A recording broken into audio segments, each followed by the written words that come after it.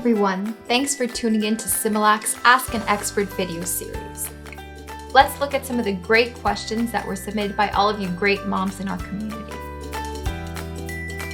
What do you recommend for fussiness and gas? If your baby gets fussy when feeding, remember that it's not unusual for babies to experience discomfort such as gas, spit up, and fussiness, especially during the first few months. You might want to try Similac Total Comfort, our tummy-friendly formula.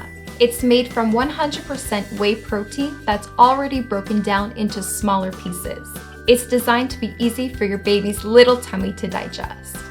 The Ask an Expert capsules respond to common prenatal nutrition or infant feeding questions and are not meant to replace healthcare professional advice.